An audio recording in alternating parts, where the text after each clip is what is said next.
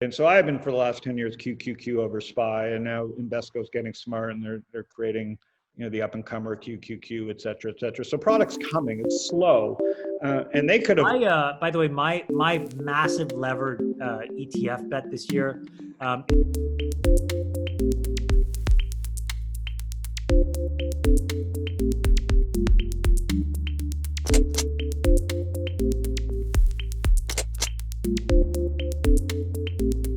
When I talk biotech, I talk BIB and IBB, saying, unfortunately, you got to own the basket. It's very hard to pick biotech stocks. Like it's the one area where it turns out that if you were part of every biotech IPO allocation, just to put $1 in every IPO since 2012, you would have generated a 23% IRR. But if you had picked the top decile of outcomes, you would have had about an 80% IRR. So, there's a huge bias here to doing it right. And I think it is like tech stocks. But I think both of them, the solution is the same. So I do think that there's a combination in the future of three things that I think are like the future of financial investing, even for folks on FinTwit. I think the individual names are good purely for concentration, but I think the three meat and potatoes positions are SPACs, ETFs, and BDCs. I think that you're going to actually see a complete renaissance in BDCs as well. And so BDCs quickly. Basically, a BDC is for example, people ask me all the time, Chamath, would you take SocialCapital public? Well, the simplest way to take SocialCapital public would be through a BDC. And it essentially allows me to have an investment manager, meaning me and my balance sheet, and where you can own basically an allocation of everything that I do. Now, the BDC has some arcane rules, like if you generate investment income, if you don't reinvest it, you have to distribute it. There's all kinds of rules like that. But much like the SPAC, I do think that somebody, maybe it'll be me or somebody else, will poke on this BDC thing and figure out how to basically build a modern Berkshire as a BDC. I do think that, if you look at Cathie Wood and ARK Invest, that's a really interesting canary in a coal mine. I don't think it's yet scaled how ETFs can actually be really purposeful. Mm-hmm. So I think in my opinion, like if you take a 60-40, kind of the orthodoxy of 60-40, throw it out the window. And instead, I think what you need to say is you're long growth in a world of zero rates. That's, sort of the basic sort of like, part of the thesis.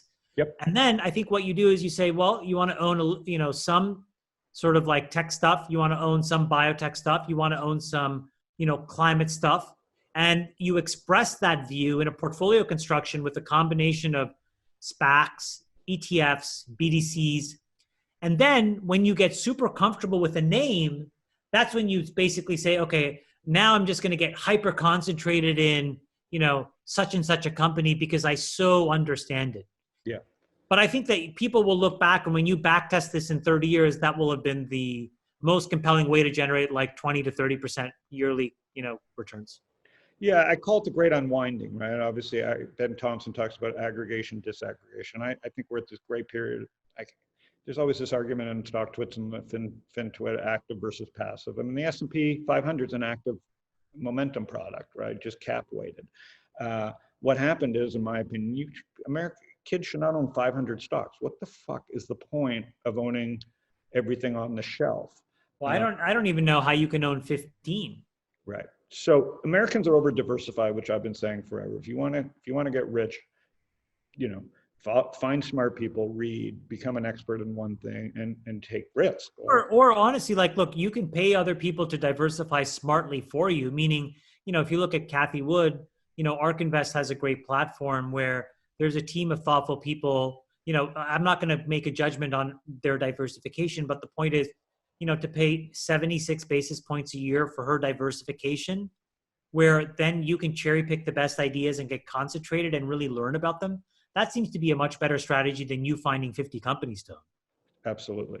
And so I've been for the last 10 years QQQ over SPY, and now Invesco's getting smart and they're creating, the up and comer QQQ, et cetera, et cetera. So products coming, it's slow. And they could have. By the way, my massive levered ETF bet this year is long. No, it was long the weighted S&P index, short the unweighted index and lever it 10 to 1. And so, if you had $1 billion, you could put $10 billion of this on, 15 billion. Frankly, you could have really run the table. You could have put 20 billion of it on. The prime brokers would give you huge turns of leverage on this. And basically, it did 12%, where, when you're long the weighted, you were up 8 or 9%. And when you're short the unweighted, you're basically shorting everything that's not FANG. And that would have made almost 180 basis points. So the whole thing was 10, 11% multiplied, times 10 turns of leverage. It was a bonkers trade.